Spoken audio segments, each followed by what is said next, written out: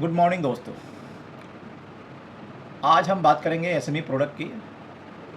जो हम पहला प्रोडक्ट अनसिक्योर्ड बिजनेस लोन से स्टार्ट करते हैं। अनसिक्योर्ड बिजनेस लोन हम बिजनेसमैन को ही प्रोवाइड करते हैं। तो सबसे पहले हम आते हैं केवाईसी नेम्स में। केवाईसी में एज जो है बहुत बड़ी फैक्टर है। तो कस्टमर का जो एज वो आपका 25 प्लस अप टू 62 ईयर्स तक हम लोग उसको फंडिंग करते हैं। और कस्टमर का जो आईडी प्रूफ है मीन्स पैन कार्ड, आधार कार्ड, ये जो है आपका आधार कार्ड प्रेजेंट एड्रेस पे होना चाहिए। अगर आधार कार्ड किसी दूसरे एड्रेस पे है तो उसको प्रेजेंट एड्रेस पे अपडेट करवाना पड़ता है। अगर वो नहीं है तो इसके अलावा कस्टमर को पासपोर्ट जो करेंट एड्रेस पे हो या करेंट इलेक्ट्रिसिटी बिल साथ में प्रोवाइड करनी पड़ती है। अब बात करते हैं विंटेज की। तो कस्टमर का इसमें एग्जिस्टेंस मिनिमम 3 इयर्स होना ही चाहिए। हम लोग विंटेज प्रूफ के हिसाब से कस्टमर्स का ट्रेड लाइसेंस या गुमास्ता, जीएसटी सर्टिफिकेट, उद्यम सर्टिफिकेट, और इसमें से कोई एक भी अवेलेबल नहीं हो पाती है कंटिन्यू, तो आप उसके जगह पे कंपनी का बैंक स्टेटमेंट जो है लास्ट 3 इयर्स ओल्ड आपको लेना पड़ेगा, जो विंटेज प्रूफ में ये काउंट की जा सकती है, कंसिडर की जा सकती है। अब हम बात करते हैं कि कस्टमर्स जो हैं इनके 3 टाइप्स के कस्टमर्स होते हैं: ट्रेडर, मैन्युफैक्चरर और सर्विस प्रोवाइडर। तो आप कैटेगरी जो है ट्रेडर की, वो किस प्रोडक्ट में डील करते हैं उसके बारे में प्रॉपर उनके ट्रेड लाइसेंस या गुमास्ता में नेचर ऑफ बिजनेस का उल्लेख जरूर किया रहता है, उसको आप प्रॉपर देख लेंगे। और इसी तरह से मैन्युफैक्चर का भी आप डील करेंगे तो देखेंगे कि ये क्या प्रोडक्ट डील करते हैं, मीन्स मैन्युफैक्चरिंग कौन सा प्रोडक्ट करते हैं उसके बारे में प्रॉपर आप जानकारी लेंगे। या वो जॉब वर्क करवाते हैं तो उसके बारे में भी डिटेल्स आप लेंगे। अब बात करते हैं आपकी सर्विस प्रोवाइडर की। तो सर्विस प्रोवाइडर जो बिज़नेस होती हैं जिसमें सर्विस रेंडर की जाती है, तो सर्विस में भी आपको ये विंटेज वाली प्रॉब्लम यहाँ भी आती है। तो आप 3 इयर्स का मिनिमम इनका एक्सपीरियंस सर्टिफिकेट जो है वैलिड डॉक्यूमेंट आपको लेना पड़ेगा। सर्विस इंडस्ट्री में बेसिकली आपके जैसे सीए फर्म हैं, कंसल्टेंसी फर्म हैं, आपके डॉक्टर्स क्लिनिक है, इसके अलावा कोई कंप्यूटर सर्विस सेंटर है, कोई कार सर्विस सेंटर है, रेस्टोरेंट है, ये सब सारी सर्विस इंडस्ट्री है। तो कोई कॉन्ट्रैक्ट बिजनेस है जो सर्विस रेंडर करती है, वो भी सर्विस इंडस्ट्री में काउंट होती है। अब हम बात करते हैं कि ये कस्टमर्स की जो केवाईसी होती है ये कॉन्स्टिट्यूशन के ऊपर डिपेंड करती है कि ये प्रोप्राइटरशिप फर्म है, पार्टनरशिप फर्म है, प्राइवेट लिमिटेड फर्म है, या कोई लिमिटेड कंपनियां हैं, या कोई एलएलपी कंपनी है। तो अगर प्रोप्राइटरशिप फर्म है तो आपको मैंने कंपनी केवाईसी के बारे में जैसे बताया, गुमास्ता या ट्रेड लाइसेंस, जीएसटी सर्टिफिकेट, उद्यम आधार। अब ये पार्टनरशिप में आपको एक डॉक्यूमेंट एक्स्ट्रा लगता है जो आपका उसकी फर्म का पैन कार्ड होगा, और साथ में जितने भी पार्टनर्स होंगे उनकी केवाईसी लगेगी, और साथ में पार्टनरशिप डीड की रिक्वायरमेंट पड़ती है। ये आप प्रॉपर देख लेंगे। पार्टनरशिप डीड में आप चेक करेंगे कि जो पार्टनर्स लोन पे आ रहे हैं उनका मिनिमम स्टेक टोटल 60% प्लस होना चाहिए। हर बैंकों में 60 से 75% स्टेक वाले पार्टनर बारोइंग होंगे, जो लोन के लिए मिनिमम 75% चाहिए स्टेक पार्टनरशिप फर्म में।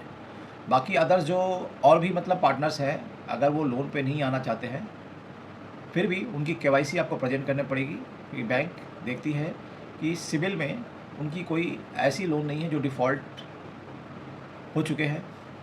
तो इसलिए वो वेरीफाई करने के लिए बैंक मांगती है, क्योंकि वो लोन पे इसीलिए आना नहीं चाहते हैं, इसी को वेरीफाई करने के लिए मांगती है, जस्ट फॉर वेरिफिकेशन। अब हम बात करते हैं प्राइवेट लिमिटेड कंपनी की। तो प्राइवेट लिमिटेड कंपनी जो है उसमें जित कंपनी की पैन कार्ड होगी, और इसमें MOA होती है और AOA होती है। MOA means memorandum of articles, AOA means article of association.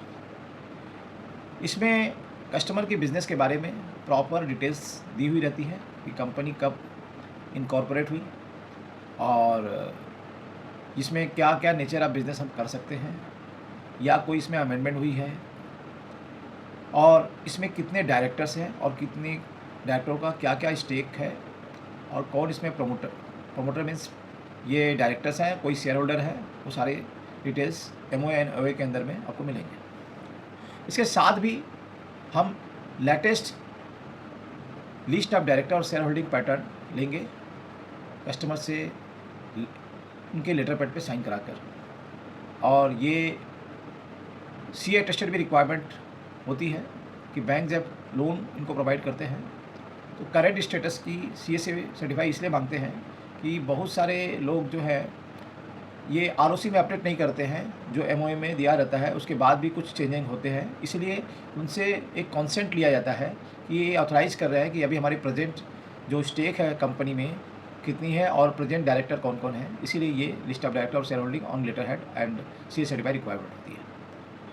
इसको आप प्रॉपर चेक कीजिएगा, और इसी के बेस पे प्राइवेट लिमिटेड कंपनी में हम लोन्स में डील में किसको किसको ले सकते हैं, किस किस डायरेक्टर को लोन पे ला सकते हैं, वो चेक करना ज़रूरी होता है।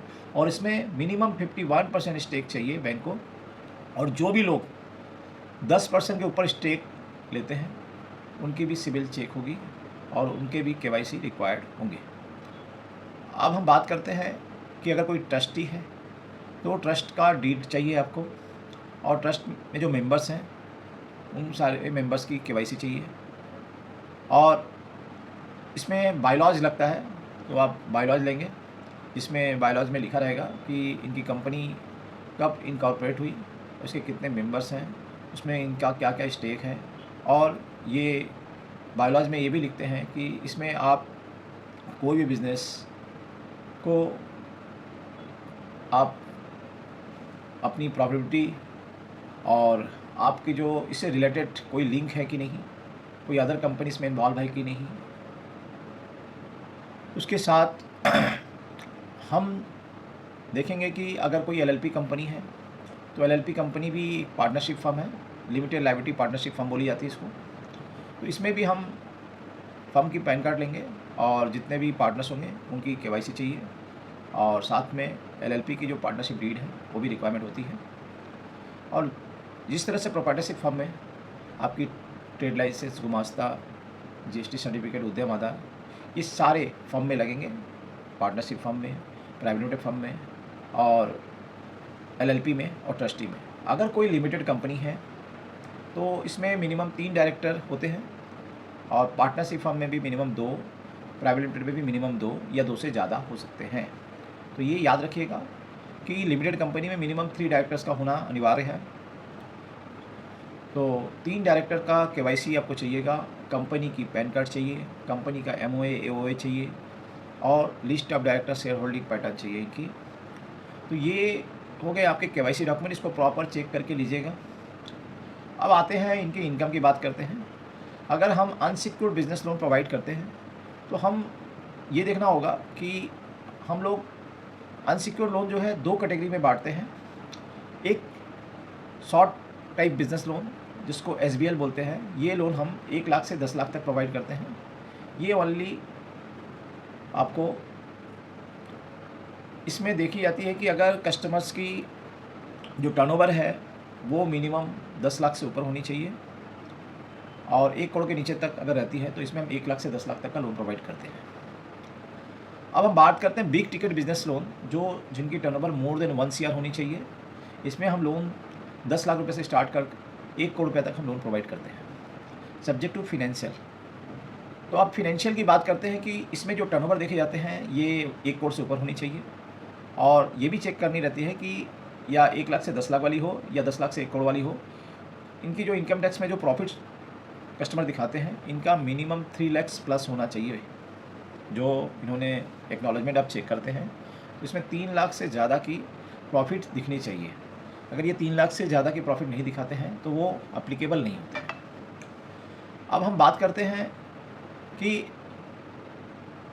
जो भी कस्टमर्स कोई जीएसटी प्रोडक्ट के साथ होता है, कोई नॉन जीएसटी के साथ डील करते हैं, तो आपको चेक करना पड़ेगा कि किस प्रोडक्ट में जीएसटी एप्लीकेबल है, तो वहाँ पर जीएसटी सर्टिफिकेट आपको लगेंगे। जिस प्रोडक्ट में जीएसटी अवेलेबल नहीं है, मीन्स रिक्वायर्ड नहीं है, तो वहाँ पर जीएसटी सर्टिफिकेट नहीं लगती है।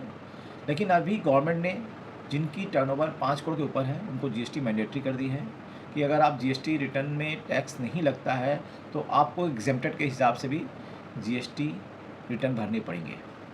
तो अब बात करते हैं कि जीएसटी रिटर्न्स की। तो जीएसटी रिटर्न जो है आपको GSTR 3B आपका रिक्वायर्ड होता है, जिसमें लास्ट ईयर की फाइनेंशियल की जीएसटी और करेंट फाइनेंशियल ईयर की जीएसटी रिटर्न्स की रिक्वायरमेंट होती है। ये इसलिए होती है कि आपने जो फाइनेंशियल लास्ट ईयर का सबमिट दिखाया है उसमें जो टर्नओवर है और करंट ईयर की जो टर्नओवर है जीएसटी से मंथ वाइज हो, किसी की रिटर्न जमा होती है, किसी की क्वार्टरली जमा होती है। तो हम ये 4 क्वार्टर लास्ट ईयर्स की और करंट ईयर में जितने भी क्वार्टर कंप्लीट हो चुके हैं या जितने भी मंथ कंप्लीट हो चुके हैं उसकी GSTR 3B रिक्वायरमेंट होती है। तो इससे हमें ये पता चल जाता है कि कस्टमर का जो ट्रेंड है ये इंक्रीजिंग ट्रेंड है या डिक्रीजिंग ट्रेंड।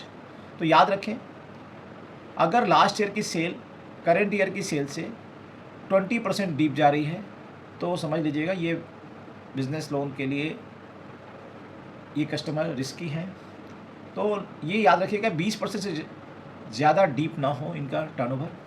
और करंट ईयर में जो आप मंथ वाइज सेल जैसे मांगते हैं जिसमें जीएसटी एप्लीकेबल नहीं होती है और जिसमें जीएसटी एप्लीकेबल होता है वहाँ जीएसटी हमें मिल जाती है, तो जीएसटी से हम सेल का डिटेल्स देख लेते हैं कि करंट ईयर में कस्टमर का ग्रोथ क्या है। तो ये आपको याद रखना पड़ेगा कि सपोज़ कीजिए कि अभी जैसे जनवरी, फरवरी, मार्च अगर किसी की क्वार्टरली रिटर्न है तो वो अप्रैल में जमा करेंगे। अगर मंथली जमा करते हैं तो जनवरी, फरवरी, मार्च यानी जनवरी आपकी कंप्लीट हो गई और फरवरी 20 तारीख के अंदर उनको रिटर्न सबमिट करने पड़ेंगे। तो फरवरी ऑलरेडी जा चुकी है तो आपको जनवरी की जीएसटी रिटर्न मिल जाएगी। अब फरवरी चल रही है तो आज हम बात कर रहे हैं 13 मार्च की, जो अभी तक 20 मार्च आई नहीं है, तो फरवरी की रिटर्न अभी नहीं जमा हो चुकी होंगी। ये 20 तक लास्ट डेट है, बहुत तो 11 के बाद जमा भी कर देते हैं। तो आप ये चेक करिए कि इनकी रिटर्न जमा हो चुकी है तो उसकी रिटर्न्स की कॉपी ले लीजिएगा, अदरवाइज़ 20 तक आपको वेट करने पड़ेंगे जब तक कस्टमर ये जमा करके नहीं देते हैं। तो इस पीरियड में आपको उस मंथ की, फरवरी मंथ की सेल फिगर आप ले लीजिए, जिससे हम काउंट कर सकते हैं कि कस्टमर्स का जो सेल है वो कितना हो चुका है। तो हम कंपेरिजन कर सकते हैं लास्ट ईयर्स की जो टर्नओवर थी और इस ईयर की टर्नओवर में कितने % का ग्रोथ दिख रहा है या डिग्रोथ दिख रहा है। तो और इसके साथ अब हम बात करेंगे बैंकिंग की। देखिए, बैंकिंग एक बहुत बड़ी इंपॉर्टेंस भूमिका निभाती है बिज़नेस में। जैसे हमारे शरीर में ब्लड जो है जितना अच्छा रहता है हमारा शरीर उतना स्वस्थ रहता है, उसी तरह से बिज़नेस में बैंकिंग की जो ट्रांजेक्शन है जितनी अच्छी दिखेगी, जितनी हेल्दी दिखेगी, हमारा बिज़नेस उतना ही हेल्दी रहेगा। तो बैंक स्टेटमेंट बहुत बड़ी भूमिका निभाती है। तो आपको याद रखना है जो हम कस्टमर्स की बैंक स्टेटमेंट लेंगे वो हम लास्ट 1 ईयर की लेंगे, ठीक है। तो जैसे ये मार्च महीना चल रहा है तो आपको लेनी पड़ेंगी अप्रैल 2024 से आपकी अभी टिल जो है आप लेंगे फरवरी तक की, तो आपको ये 11 महीना हो रही है तो आपको लेनी पड़ेंगी मार्च से ही, जो 12 महीना फरवरी तक काउंट हो जाएगी, ठीक है। तो ये स्टेटमेंट्स में आपको बहुत सारी चीज़ें हैं जो देखनी होती हैं कि कस्टमर्स जो है कोई भी EMI अगर सर्व कर रहे हैं यहाँ से, कोई भी लोन का रिपेमेंट कर रहे हैं यहाँ से, तो वो लोन ऑन टाइम जा रही है कि नहीं। तो ये डॉक्यूमेंट्स जो है आपको बहुत ही ऑथेंटिक डॉक्यूमेंट है बैंक स्टेटमेंट, तो वो आपको प्रॉपर चेक करने पड़ेंगे कि कोई भी जो भी ये आप सेंसर लेटर जब मांगेंगे कस्टमर से तो उसमें देखेंगे कि उसकी EMI डेट कब है और ये बैंक से उस डेट में ये EMI जा रही है कि नहीं। इसको आपको ट्रैक करना बहुत ज़रूरी है क्योंकि इसी के बेस पे कस्टमर्स का लोन डिपेंड करता है, ठीक है। साथ में ये भी देखना है कि कस्टमर जो है EMI देने के बाद में उनके बैंक में कितना बैलेंस रह जाता है। जैसे नॉर्मल किसी भी करेंट अकाउंट में आज के डेट में 10,000 रुपये minimum balance, average balance maintain करनी होती है। अब कोई भी बिज़नेस लोन अगर लेता है तो याद रखिए कि जो 1 लाख से 10 लाख के कैटेगरी में जो लोन लेते हैं उनका बैंक में एटलीस्ट 30,000 से 1 लाख रुपये तक की एवरेज बैलेंस होनी चाहिए, तो उनको 1 लाख से लेकर 10 लाख तक की लोन मिल सकती है। अब कोई कस्टमर्स 10 लाख से 1 करोड़ तक की लोन लेना चाहता है तो अगर अकाउंट में आफ्टर जो भी EMI देने के बाद या आफ्टर कोई भी ट्रांजेक्शन करने के बाद कस्टमर के अकाउंट में 1 लाख से ज़्यादा और 2 लाख से कम तक अगर बैलेंस मेंटेन होता है तो उस कस्टमर्स को 10 लाख रुपए से 15 लाख का लोन इजीली पास हो जाएगा। अब कोई भी कस्टमर्स 2 लाख से ऊपर और 5 लाख से नीचे तक अगर बैंक में एवरेज बैलेंस मेंटेन करते हैं तो उनको 15 लाख से लेकर 30 लाख रुपए तक लोन मिल जाती है। और कोई भी कस्टमर अगर 5 लाख से ऊपर और 10 लाख तक लोन मीन्स आपका बैंक में एवरेज बैलेंस मेंटेन करते हैं तो उनको 40 लाख रुपए तक लोन मिल जाती है, 30 लाख से 40 लाख। अगर कोई भी कस्टमर्स 10 लाख से ऊपर एवरेज बैलेंस मेंटेन करते हैं तो उनको 50 लाख से 1 करोड़ तक की लोन प्रोवाइड की जाती है। ये जो बैलेंस मेंटेन करते हैं इससे ये प्रूफ होता है कि कस्टमर ने बुक्स में जो भी प्रॉफिट दिखाया है उसके बावजूद भी उनकी इनकम कंसिस्टेंट है आफ्टर जो भी एक्सपेंसेस हैं, तो ये वो इनकम मेंटेन कर रहे हैं बोल के उनके अकाउंट में बैलेंस है, तो customer is applicable for that type of loan. ये इनकी एलिजिबिलिटी यहाँ से भी चेक हो जाती है। अगर बुक्स में प्रॉफिट नहीं दिखाते हैं तो बैंकिंग ये एक बहुत बड़ा फैक्टर है जहाँ से हम ये रियलाइज़ करते हैं, फील करते हैं कि कस्टमर्स की इनकम एवरेज इनकम ये है। तो वो हमारे बैंक के बहुत सारे टूल्स हैं, उसके हिसाब से हम ये बैंकिंग चेक करते हैं। तो ये आपको अच्छी तरह से ध्यान देनी है। साथ में आपको ये एक चीज़ नोट डाउन करनी है कि कस्टमर्स के जो ट्रांजेक्शन करते हैं उसमें 7 डेज बहुत बड़े इंपॉर्टेंट है जिसमें उनकी बैलेंस होनी ज़रूरी है। Please note down it. Every month में फर्स्ट डेट मीन्स 1 तारीख को आपका उनका अकाउंट में बैलेंस होना बहुत ज़रूरी है। 5 तारीख को उनके अकाउंट में बैलेंस होना बहुत ज़रूरी है। 10 तारीख को उनके अकाउंट में बैलेंस होना बहुत ज़रूरी है। 15 तारीख को उनके अकाउंट में बैलेंस होना बहुत ज़रूरी है। 20 तारीख को उनके अकाउंट में बैलेंस होना बहुत ज़रूरी है। 25 तारीख को उनके अकाउंट में बैलेंस होना बहुत ज़रूरी है और 30 तारीख को उनके अकाउंट में बैलेंस होना बहुत ज़रूरी है। देखिए, हम बात करते हैं कि 1 तारीख से मैक्सिमम लोगों की EMI सर्व होती है। अगर वो लोन लेते हैं तो मैक्सिमम लोगों की 1 तारीख को EMI होती है। तो अगर 30 तारीख को बैलेंस रहती है तभी 1 तारीख को सर्व होगी। ये बहुत बड़ी फैक्टर है, क्योंकि बैंक की अगर ECS हिट होती है तो वो फर्स्ट डे मॉर्निंग सुबह 8 बजे के पहले ECS आ जाती है। अगर आप बैंक में जाके 10 बजे बैंक ओपन होती है तो 10 बजे जाके बैंक में पैसा जमा करते हैं तो देखा जाता है कि उस डेट में आपकी EMI रिटर्न हो गई, क्योंकि बैंक जो है प्रीवियस डे के बैलेंस पे ECS हिट करती है। तो एक दिन पहले एटलीस्ट बैंक में वो बैलेंस होना बहुत ज़रूरी है जो आपकी EMI सर्व होने वाली है। ये ध्यान रखना होगा। अब 5 तारीख को भी बहुत सारे बैंकों की EMI जाती है, 10 को भी जाती है, 15 को भी जाती है, 20 को भी जाती है। अब हम 25 और 30 इसलिए बोल रहे हैं कि मैक्सिमम जो बड़े इक्विपमेंट लोन होते हैं तो वो सारे कमर्शियल लोन जो होते हैं ये सब ये देखते हैं कि बैंकर की ये सारी EMI इस टाइम पे सर्व हो जाते हैं तो इनके पास में सफिशिएंट फंड कब रहता है, तो वो 25 तारीख के आसपास इसलिए चेक करते हैं। और 30 तारीख को मैक्सिमम कोई कस्टमर अगर कैश क्रेडिट लोन देते हैं या ओवरड्राफ्ट लोन लेते हैं तो उनकी इंटरेस्ट हमेशा 30 तारीख को सर्व होती है। तो याद रखना होगा कि 29 तारीख को बैलेंस रख दें तो 30 तारीख को उनकी EMI आराम से सर्व हो जाए। अगर वो 30 तारीख को बैलेंस मेंटेन नहीं करते हैं तो वो इंटरेस्ट उस दिन का ऐड होकर उनकी जो लिमिट है लिमिट क्रॉस कर जाती है, जिसके वजह से उनके अकाउंट में पैनल चार्ज लग जाते हैं और ओवरड्यू सिबिल में दिखना चालू हो जाता है। तो ये याद रखिए, इसी डेट जो है इस डेट में आपको एक दिन पहले, इस 7 डेट के एक दिन पहले अकाउंट में बैलेंस रख दीजिए तो आप निश्चिंत रहेंगे कि आपके लोन हो जाएंगे, क्योंकि आप उस तरह से फंड अवेल करके रखे हैं और आपकी EMI भी टाइम से जाएगी। क्लियर। अब हम बात करते हैं कि कस्टमर जो भी लोन लेते हैं उनकी सेंसर लेटर होनी बहुत ज़रूरी है। सेंसर लेटर इसलिए चाहिए कि सेंसर लेटर में टर्म्स एंड कंडीशन लिखे रहते हैं कि इनकी जो लोन सेंसन हुई है वो कितने अमाउंट की है, उनकी EMI कब सर्व होगी, किस डेट में EMI स्टार्ट होगी और इनकी इंस्टॉलमेंट कितनी है, इनकी रेट ऑफ इंटरेस्ट कितने लगे हैं और ये लोन कब तक रिपेमेंट होगा। ये सेंसर लेटर में क्लियर लिखा रहता है। तो वो उसके ज़रिए हम मेज़रमेंट कर सकते हैं कि इस कस्टमर्स ने किस डेट में लोन लिया था और ये लोन कितने नंबर्स ऑफ लोन इन्होंने पेड किया अभी तक और कितने इनके आउटस्टैंडिंग रह गए हैं। उसके हिसाब से इनकी ऑब्लिगेशन शीट हम बना सकते हैं कि अगर ये जो इनकी इनकम है, इनकम के बेसिस पे आज की डेट में, करंट डेट में इनकी ऑब्लिगेशन क्या है और उनकी क्या एलिजिबिलिटी आ रही है। इसके ज़रिए हम ये मेजरमेंट कर लेंगे कि इस कस्टमर्स को लोन मिलेगा या नहीं मिलेगा। ये बहुत बड़ी फैक्टर है। तो अगर आपका इनकम से ज़्यादा ऑब्लिगेशन है, मीन्स आप हाई लिवरेज में हैं, तो मीन्स आप रिस्क फैक्टर बन जाते हैं बैंक के लिए। इसलिए बैंक ये चीज़ें देखती है।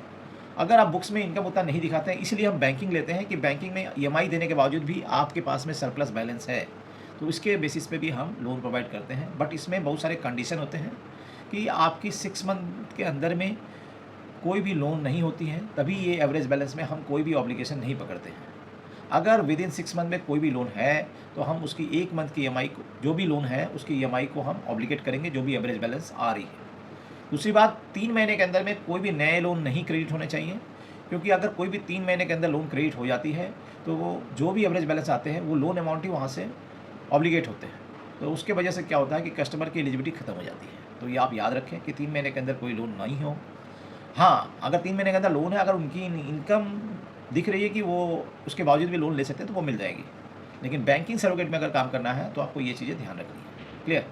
अब हम बात करते हैं कि कस्टमर्स के जो भी लोन क्लोज हो चुके हैं वो भी आप प्रोवाइड करें, क्योंकि बैंक जब सिबिल मारती है तो सिबिल में देखती है कि ये लोन्स दिख रहे थे बट उसके हमने कभी भी एविडेंस नहीं देंगे, तो वो लोन का उनके रिकॉर्ड में ऑब्लिगेशन ही काउंट करेंगे। तो इसलिए उसकी क्लोजर लेटर देते हैं तो हम उस लोन को ऑब्लिगेट से हटा देते हैं, तो कस्टमर की लोन की एलिजिबिलिटी बढ़ जाती है। तो ये ध्यान रखें। अब सबसे इम्पॉर्टेंट बात कि किसी भी कस्टमर का लोन करने के पहले आप उनका सिबिल रन करवाएं। सिबिल से ये पता चल जाता है कि उनकी पास्ट हिस्ट्री कैसी है, उनका रीपेमेंट रिकॉर्ड कैसा है, और वो ईएमआई टाइम से दे रहे हैं तो वहाँ पर दिखेगा रेगुलर बेसिस पे कोई डिले पेमेंट नहीं है क्या, ये देखना होगा। अगर कोई भूल से भी सिबिल में रिफ्लेक्ट हो रहा है कोई लोन जो आपने अवेल नहीं किया है, कस्टमर ने कोई लोन अवेल नहीं किया है, तो उसको आप जस्टिफिकेशन दे सकते हैं कि आपका ये लोन है नहीं, तो आपको एक एविडेंस प्रूफ देना पड़ेगा और एक डिक्लेरेशन देना पड़ेगा। फिर उसके बाद में सिविल में वो कंप्लेन करनी पड़ती हैं, तब वो लोन्स आपके सिविल रिकॉर्ड से हटते हैं, तब आप क्या है कि इसमें जो ऑब्लिगेशन है आपकी वो काउंट नहीं होगी। तो याद रखिए दोस्तों, ये हमने अनसिक्योर्ड लोन के बारे में प्रॉपर आपको डिटेल्स में बताया है। ये एक एक पॉइंट आप याद रखेंगे तो आप लोन के लिए जब ये सारे डिटेल्स क्लियर रखेंगे तो आपको लोन लेने के लिए आपको लोन जो प्रोवाइड करेंगे कस्टमर को, आपके अंदर में गट्स होगा और पॉजिटिव थिंकिंग होगी कि अगर हम लोन इस कस्टमर को देंगे पॉजिटिवली हमारा लोन सैंक्शन होगा और हम कस्टमर्स को सेटिस्फैक्ट्री लेवल पे सर्विस दे पाएंगे, तो उस कस्टमर के साथ हमारी बॉन्डिंग अच्छी रहेगी। Thank you.